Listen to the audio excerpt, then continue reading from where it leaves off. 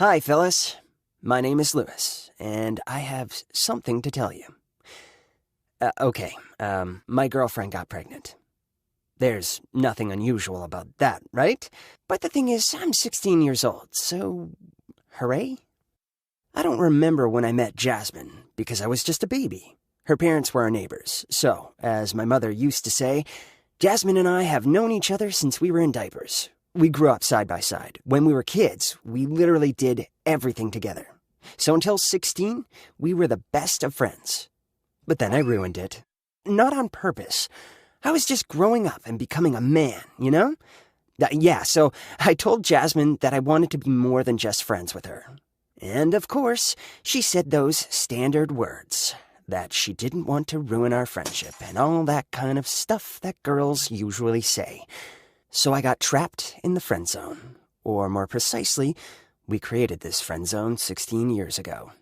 It's okay, I could have handled that. I would have suffered a little and my feelings would have gone away. But then I found out that she had started dating a guy from school. Mike. Freaking Mike from drama class. He looks more like a peacock than a man. And she would rather date him than me? Come on! Everyone knows that Mike has dated half the girls at school. How did Jasmine even agree to go on a date with him? I was so mad. I tried to tell her that he was just going to use her, but she wouldn't listen. And after a few months passed, it happened. I saw her near the school crying. You don't have to be a detective to figure out what happened. So I went up to her and hugged her without saying a word. I took her home, and she told me everything. As I expected, Mike had broken up with her. To be honest, I had to bite my lip not to say, "I told you so." And thank God I didn't say that. She seemed so grateful for my compassion that when we said goodbye, she looked directly in my eyes and kissed me. Oh, boy. I had dreamt about this moment, and now it was happening. That's how we started dating. These were the happiest moments of my life. We spent our days and nights together, and I didn't want to leave her, even for a second. For 3 weeks, I just glowed with happiness. Until one morning, someone knocked on my door. Jasmine and her parents were standing in the doorway. They came into the house and shocked us with some news. Jasmine was pregnant! Wow, I just froze. I sat in a daze, and I couldn't even hear everything that our parents were saying at that moment.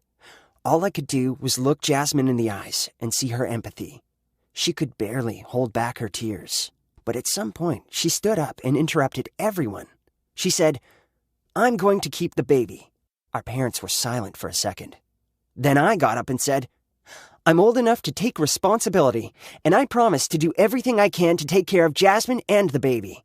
Of course, these words meant nothing to them. In their eyes, I was just a 16-year-old boy who did something bad. After that, we had a lot of conversations and discussions, but the decision was final. I would become a father. I understood that most of all we needed money, so I started looking for work. Unfortunately, people at my age can only earn money by delivering pizza or working at a fast food restaurant. But I needed a job, so I worked as a courier until the evenings and then worked the fryer at McDonald's. Yes, it was very hard, but in my head there was always one thought that pushed me forward. Soon I'll have a child. And it gave me the strength to work 24/7. Jasmine was also having a hard time. She was pregnant at 16, so everyone around was judging her, even her parents. They never fully accepted that we were having a baby and mostly just blamed her for the mistake. On the other hand, my parents supported us and even told me that Jasmine and I could live with them and turn one of the rooms into a nursery.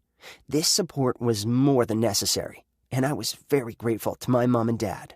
Things were improving. I'd gotten accustomed to hard work, and I started to make some time to spend with Jasmine. But she was so upset all the time. Something was worrying her more than her parents, and she didn't want to talk about it. I figured out a way I could cheer her up. I was able to dedicate a few hours a week to set up the nursery. I painted the walls, put down soft carpet, put together a crib, and bought a lot of toys. Oh, I even painted different animals on the walls. Yeah, I know, they're drawn badly, okay? But I put my heart into it, so the room looked pretty good. I really wanted to surprise Jasmine, So I took the day off, and we spent the whole day together. We went for a walk, watched a movie, and had a romantic dinner. Finally, she cheered up a little and got distracted from whatever was making her sad.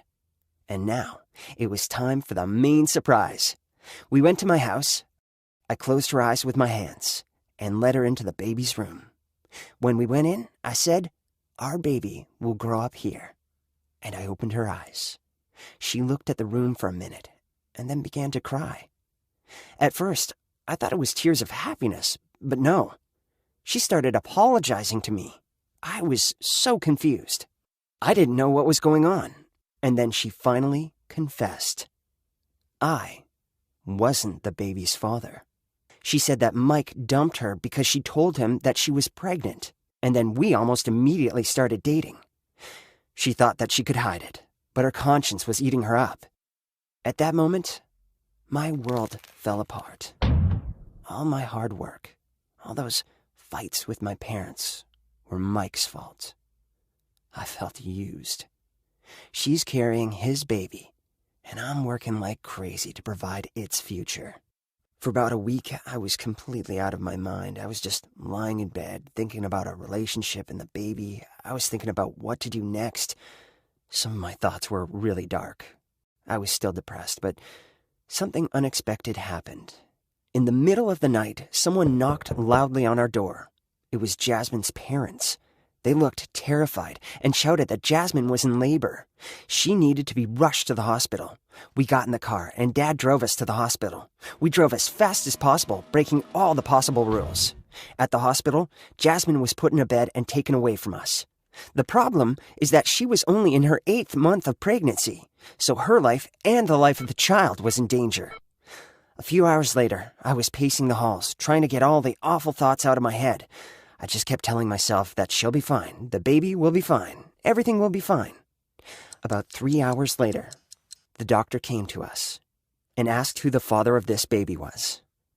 Without a shadow of a doubt, I said that I was the father. Then the doctor sighed and said, "The baby is fine. He's absolutely healthy. Mom's fine too, but she needs to get some rest now." So the doctor told us to go home, go to sleep, and come back in the morning. But I couldn't sleep and kept thinking, thank God the baby's okay. In the morning, when Jasmine woke up, they let me into her room. I walked up to her, hugged her tight, and said, "It's okay. We're going to be fine." A few hours later, the nurse brought us the baby. At that moment, I just burst into tears of happiness. He was so small and so pink. I couldn't believe my eyes. It's like all the happiness in the world had been put into one little baby. I guess that's the parental instinct, because I felt like I would do anything to keep this baby safe. It didn't matter who his biological father was. This was our child and our family. I became a father, and I'm proud of it. Thank you for listening to my story. Oh, by the way, did you notice that this teddy bear appeared several times? Can you count how many?